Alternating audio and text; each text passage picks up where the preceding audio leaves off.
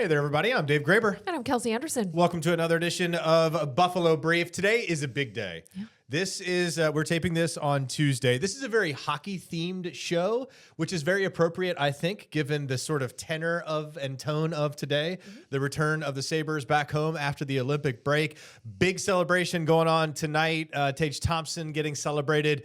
We are told that Jack Eichel is likely to be brought out on the ice. Still kind of wondering what's going to happen with that, but it is expected to be a packed house at KeyBank tonight, no doubt. Our Gwen Napier was there this morning for Wake Up, and she showed us that they already have the rally towels on every single seat, so it is going to be a scene down there. I think everybody has a lot of hockey fever these days. Yeah, I did ask if Haley Skamura and Haley Wynn were invited or going to be there. I never heard back. Never heard back. Did you? I know Haley Skamura is playing tonight in Toronto, so I didn't think that that was a possibility, but never heard back about that.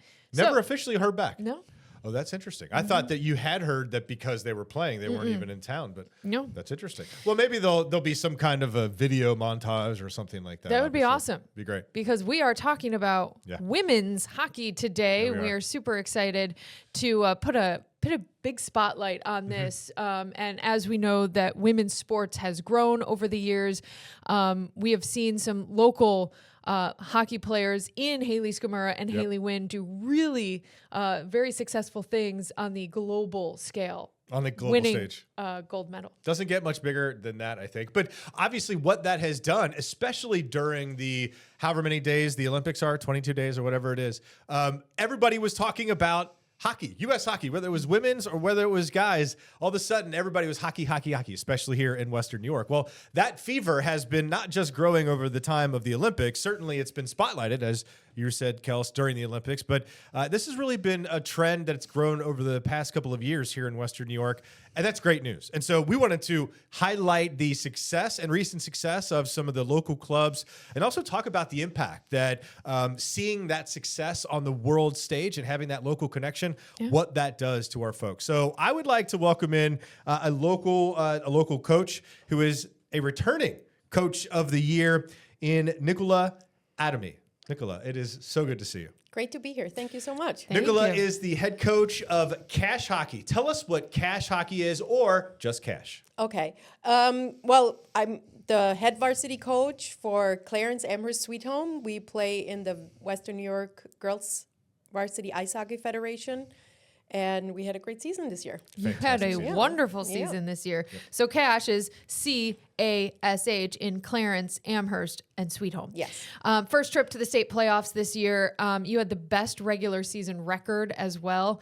You know, I was talking to you a little bit earlier, and you said it's a lot of the same girls, but maybe you meshed a little bit better? Or what do you attribute to it? What's important to know about our league is we have kids from 7th grade to seniors playing. So you have kids that are 12 years old to 18 years old. Wow. So depending on what stage your team is at, you know, you might have mostly middle schoolers, maybe a few freshmen. So your team is going to get better as that group grows older. So this year I had a great group, 7 seniors. So, you know, that makes a huge difference when then you're playing maybe other teams where the bulk of players are 8th and 9th grade and you have juniors and seniors. So that is a big difference maker in our league. Got it. Typically for these varsity sports at the high school level, it is one sport per school, a football team, a basketball team, a volleyball team, something like that. How is that, or is it different in terms of your operations logistically to get young women together from all these different schools? I imagine at this level, once they get to this level, they all probably have played together for years, right? The funny thing is a lot of them play together, but even as you're competing against other schools, a lot of the girls play on travel teams together. Right. Where the boys have a split season, which means they play on their travel teams before varsity starts and then take a break and then they pick up again after varsity ends. The girls play travel season throughout. Wow. So they might have 2 varsity games during the week and then go and play 4 or 5 games in a tournament on the weekend. Have travel practices and varsity practices. So there's a lot of pressure on. And the one thing I always like to point out, my team is a scholar athlete team. 16 of my 21 players have an average of 92 or higher. Wow. So they're balancing it all. Oh my goodness. Smart young women. Yes. So they're potentially going from one hockey practice to the next throughout the week. I mean, we at Cash, we have a lot of 6 a.m. practices. That way it doesn't interfere with their afternoon practices, their schedules. Some of them already have jobs. So their schedules are loaded. Yeah, absolutely. And for a high schooler, a 6 a.m. practice is not Man. fun. Where do you guys practice, girls? At the Northtown Center. Yeah. Yeah. Okay. Very good. How is the talent locally? I mean, I imagine given your success, because I want to talk about we want to talk about the success of this season. How is the local talent? The local talent pool seems pretty high quality.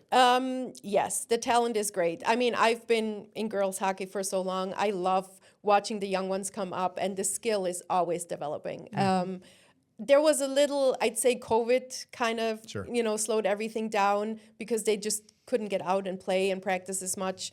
But that new wave of 14, 12, 13-year-olds that is coming up, a great skill. Yeah. And what is your background in hockey? I started playing when I was 14. I was born in Germany, so I just started playing in a club there, and I love skating. I'm one of those people, I love practice. Nice. So, I started coaching, in the 90s, a few years ago. And then when I came over here, I had 3 daughters, and I was lucky enough, they also liked hockey. You never Nice. know if your kids are going to like your sport. So I was lucky enough that they took to hockey as well. So... Awesome. That's great. All right, so let's talk a little bit about this season. Is this your most successful season Yes. in terms of not only your record, but also how far you've gone in the postseason? Yes, the last time we made it to a championship game was 2018. This by far was the most successful season. I was already hoping it was going that way because I know so many of the other girls on other teams, so you can already gauge the talent on other teams, and I'm like, oh, if this is not our year, it's not going to happen. So I was very excited. And then early on, we had not only that, but we had a few new middle schoolers that ended up being great additions to the team. Already great hockey sense, great skill.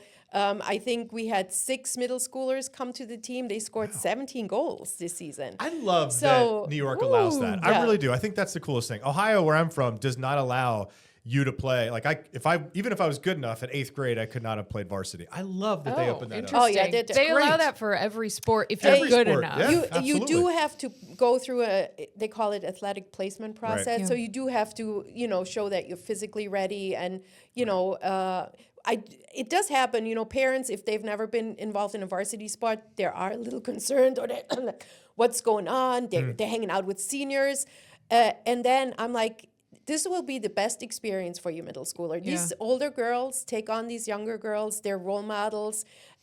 We have the young ones fighting over who sits next to the seniors. Then they're less stressed going to high school because they already have friends. So I've only experienced it as a positive thing all these years. You made it to the semifinals, the state semifinals. Yes. You played Potsdam. You had some illness, Yes. Unfortunately. Talk about that. And, was that not really how you wanted to end the season Well, the thing is, the season is so cramped in, right? We had the championship for Section 6 Monday.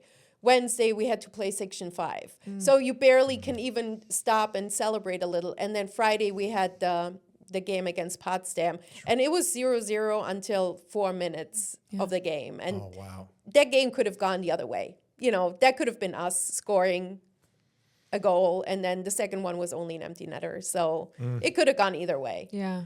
And I do want to mention Potsdam did go on to win the Yes. state final. If there's any silver lining, I guess, right? Yeah. Yeah. So, man. It was Close. it was definitely That's great. tough. Winning Section 6 was a great feeling. It's just finally, like I said, I've had so many great players over the years. This year they were on the team at the same time. We've had many great forwards, great defensemen. We had a couple years, we had a really good goalie. We had a few years where we were struggling to find a goalie, even with 3 school districts, where we had to dress a player, So you're putting yourself a little, Yeah. it makes it harder to win. Oh, absolutely. Your goalie can win or lose a Yeah. game. Yeah. talk about was it 7 seniors that you have this year?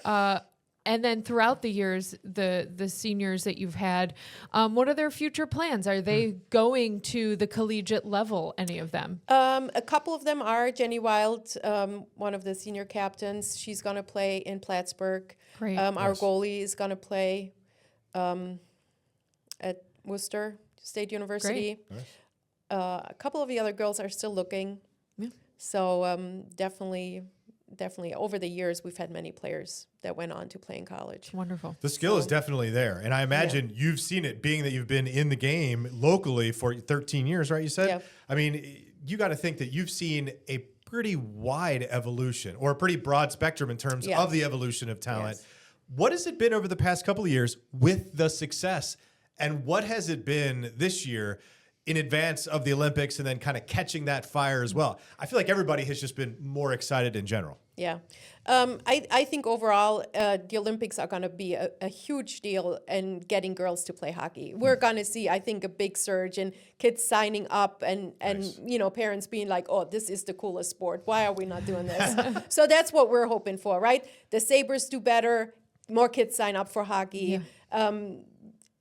Having a local, having Haley, having... that'll be amazing. I think we'll see the numbers go up and help overall grow the programs. This is a hockey town. It is. Haley Wynn, I keep mentioning her. She's from Rochester, so I'm calling her a Western New Yorker.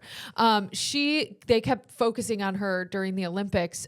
She had a backyard ice rink, Right. and they kept showing videos of her pushing a bucket around because that's how her parents taught her how to skate, was with a bucket. Okay. And that is something normal here in Western New York. We see a lot of these Yes. backyard rinks. Talk about that influence too. The fact that this is a hockey town and we can do the backyard thing. I think in general, girls are just more open to hockey too. It's more a part of what we do here. So I think it comes more natural that people are like, yeah, I'm going to go play hockey. Yeah. And they like it. So on a night like tonight, because your guys' season is done and now you're looking ahead to the next season, so you're off, but now, this could be a really fun stretch of 20 games over the next month or two. Do you guys all get together? Is this a celebration together, or is it just kind of like we're done and we kind of go our separate ways? No, actually, for the girls, it's starting now. This weekend, for their travel teams, the state tournaments So they're starting are, right now? Yeah. Oh, my and goodness. then at the end of the month, nationals are on. So I'm sure they'll follow the Sabres, but yeah, they're focused right now on winning states and then going on to hopefully nationals. Do they have a break? I mean, when is their break? If they go right from varsity to travel, summer? They don't. No? Well, a little bit, or Yeah. no spring sports at school start Okay. next week. A lot of them are going to play lacrosse or other Got it. sports. So yeah, the girls don't They're take a busy. break. Don't take a break. The PWHL, we know that yeah. that Buffalo no longer has a team in the Buttes.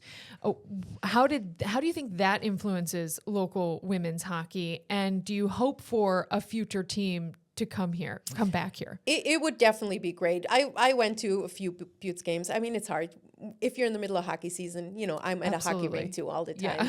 time. But it's definitely great. It would be great to see a game back here in Buffalo, to see a team back here in Buffalo. Be super fun. I imagine, you said before, parents are probably seeing this and thinking, hey, hockey should be an option. It never was an option before, but man, after watching it for several days over the Olympics, I think it should be an option. What is your best advice for parents and or for youngsters who are thinking about getting into the sport of hockey? Where should they start so that maybe they get a chance to see you by the time they get to be in high school or middle school? Well, for one, you should be playing hockey because it is the best sport. so right there. Northtown Center has great beginner programs. Every rink has great beginner programs. Yeah. You start at free skate, or take the kids to a couple of games. I think that's always great. You go and watch a few games, but yeah. Get out on the ice. That's kind of the best advice. I mean, the out there winter here early. is so long, you can tell it's hockey season when you're actually looking forward to getting into the rink because it's warmer inside than it's outside. That's true. So good point. yeah, I mean, to us, it's not a question. Like I said, I have 3 kids. They all play. We all still play. Yeah.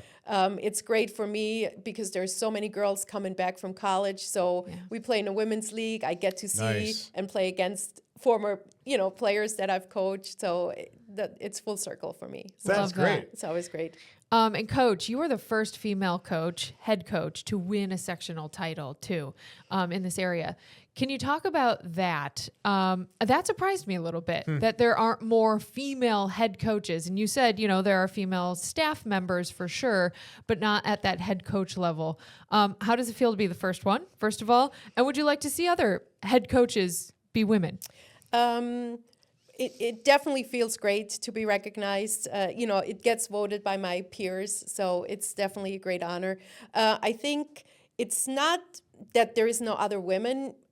It fits in my lifestyle. So I remember I'm not a teacher, so I've been working for a company for 10 years. And when he hired me in my interview, I said, well, just so you know, I coach hockey. He says, if you get your job done, you can leave early, you can come late. Nice. So, so that's never been an issue. So I think for myself, a lot of women, you have kids, you have to schedule, you have to juggle a schedule. Yeah. So I think for myself, it's just worked out because, I can fit it in my life. So, but nice. It's Women definitely juggle great to see. Yeah. It's definitely great to see every girls team does have a female coach. Great. Good there. So there's so many girls coming back from college, jumping in and coaching. We didn't have that 15 years ago because that age group just wasn't there yet. Yeah. Yeah. We are seeing it grow. It seems like every year it gets bigger and bigger. Yeah, great to hear. All right. How's the team looking for next year? I guess as we look forward, you had some great success this year. Best year ever. We got a lot of returning players. What do we think? Well, we have 7 seniors graduating, one of them being the only goalie so far. But you know what? That's how this league is. Sure. In October, I'm going to reach out to anybody I know that goes to any of the schools, and hopefully, I think, we'll definitely have 10, 11 returning players. Nice. Hopefully there is a goalie somewhere in middle Somewhere. school, Hey. so maybe we can promote this. If there's That's a right. goalie out there, Amherst, Sweet Home, or Clarence, give me a call. Let's do it. But that's how we face every season. You never know where kids go. Especially Amherst, we have a lot of kids leave for private school, Sure. right? Yep. So I'll be seeing them on Monsignor Martin next year or on St. Mary's. Right. But we take every year as it comes. It's great. And lastly, we should have maybe mentioned this first, but we did mention it, that there are a lot of combined high schools for the women's hockey. Cache being, one of them. Orchard Park plays with Frontier. Kenmore plays with Lockport and another school. Do you foresee in the future these teams being just, Clarence, just Amherst, just Sweet Home, or the numbers really not quite there yet? The numbers are not there yet. I mean, if it would be our goal. It would be amazing. We always say it would be great to add another team, not just another school, to one of the teams. We're always hoping to grow the league overall, but the numbers are just not there. Yeah. It's just... But for Hopefully now, soon. Cache is a pretty cool name. Yeah, it is. you. I love the Thank combo. you. Well, again, congratulations Thank you on so a much. wonderful season. Congratulations on your lengthy success and Thank you. second time Coach of the Year. So Thank you. not too bad. I appreciate your leadership because obviously you are doing something that is instilling a lot in these young women to make them successful. I know you said I hope before so. you're not I a hope so. teacher. I'm sure you do quite a bit of teaching out on the ice. So hope so. thank you for the time that you spend Thank with you. our young people. Thank you, Appreciate it. Coach, I for love it. being here. Appreciate it, Coach. You can tell. Yeah. All right. Thank you for joining us. We'll be right back.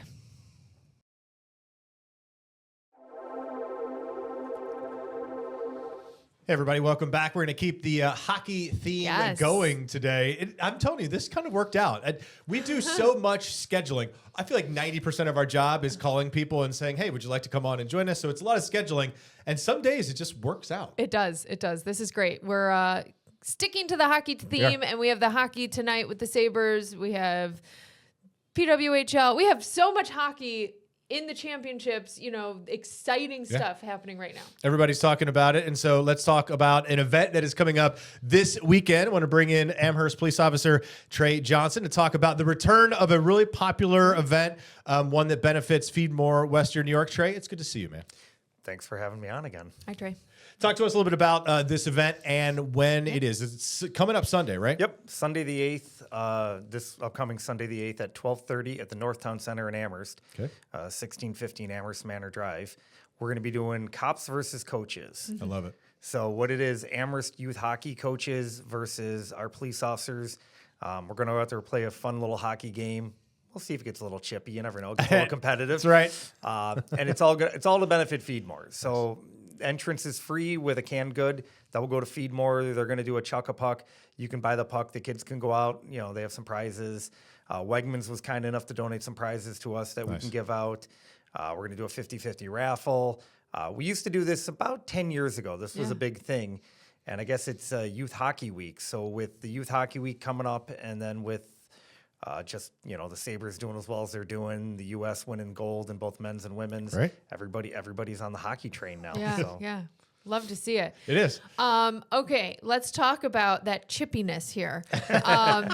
You know, the police officers whose day job is, you know, policing versus coaching staff whose job is to coach. Who do you expect will kind of come out on top here? Well, I mean, I'm wearing the badge, so I guess I got to root for one side. I don't know. I mean, we got a lot of young guys that are pretty good hockey players, a couple Okay. ringers here and there. And I think the last time they did this about 10 years ago, there was a bunch of former Sabres that were coaching youth hockey, but I think they've all moved over to, you know, junior Sabres now. So I think we might have a better shot than that time. Oh, okay. Without question. Now, Trey, you wear a number of hats within Amherst PD. You're their fire investigator. One of, would I say, a handful of community police officers whose not primary duty, but one of their primary duties is being a forward-facing community member, right? That's what I do. So, and you do a tremendous in that. And it is really an important part of what Amherst does. That's an important part of their policing, is giving back to the community, getting involved. Can you talk a little bit about it? Because this is just yet another example of what you guys do. Oh, absolutely. This has been a big initiative. I'm going on my 5th year in this position in the department, and we've expanded it. I can't even tell you how much. And we try to do year-round events and different events, because like I've always said, and I know you guys have been kind enough to host my nonsense. So when I'm talking to you guys, what I always tell people is, if you see a policeman, police officer, fireman, fire person, you're probably not having a good day, right? Yeah. You know, you're the victim of a crime. You've been involved in an accident. Maybe you made a poor decision, and now, you know, one of us is there to talk to you about it, or your house is on fire, or you're having a medical emergency, something like that. So when we do these events, it's more about community interaction. It's, hey, we're people too. Come out, talk to us. I can't tell you how many times that people come up to me in the community, and I'm terrible with faces and names. Well, I shouldn't say faces. I'm good with faces. I'm bad with names. Yeah. And they'll come up That's like, how I hey, how are you? I saw you at the chili cook-off. You were the guy wearing the Bob Ross light-up sweater. Yeah. You know, Right, yeah. I can't tell you how often that happens. Like right now, we're running our Citizens Police Academy. So we're right in the middle of that. We just started that, and then we're kind of getting in the middle of that one, where that's a nice thing we do for the program we do for the community, where you come out and you get to see what it's like to be a police officer. We let you run through car stops. You get to be the officer, and one of us is going to be the bad guy in the car stop, or the motorist. You get to fire a gun. You get to go through an emergency vehicle operations course. It gives the public a better understanding of why we do what we do. A lot of problems we have in the community is just misconception and misunderstanding. So someone's like, well, that officer just stopped me for no reason. Well, no, we didn't stop you for no reason. We have a reason to stop you, and there is a lot of times we have a legal ability to detain you. And believe me, we don't want to bother you if you've done nothing wrong. Right. But we have a job to do. And so by bringing the community in and showing them this, we can show them that, yes, there's a reason why we do what we do. We're not just driving around looking to hassle people. So that's just one of the programs. We run a youth academy in the summer, an internship program. And I know you've come out and cooked at our chili cook-off right. in December. Coming up, we'll do our Easter egg hunt. That's the end of March. Nice. March 28th, we have an Easter egg hunt over at our Bailey Avenue facility. And that's a free event. Always popular, too. Oh, Yeah. last year we had, I can't even tell you how many people. Tons of people show up for that every year. Come in, you know, the kids can, you know, search for Easter eggs, get some candy. I dressed the junior guy up like the Easter bunny. So, They put the rookie in Lucky the outfit. guy. well, I'm not wearing it. I've been here too long. That's right, yeah. All right, love an it. important question. Tell me more about the Bob Ross sweater. No, I'm kidding. Let's talk about the event and Feedmore. You know, why support Feedmore in their initiative at this event? Why is that important? I mean, times are tough. I mean, we all know that prices are soaring, shrinkflation, inflation, any kind of inflation you can imagine.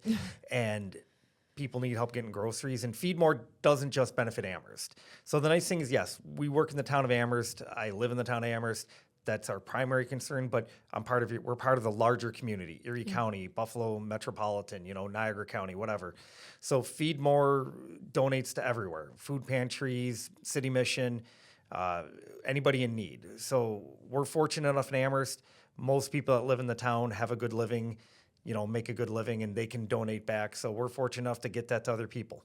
Yeah, it's really good. And some of you guys do the other, the pickup initiative as well. That goes out throughout the year where people will put out the cans, right? That's a hugely successful one. So that's a fall? That's fall. We do that in yeah. November. Yeah. We do that between the haunted house I run for the kids and the chili cook-off. I love it. Trey, it's awesome.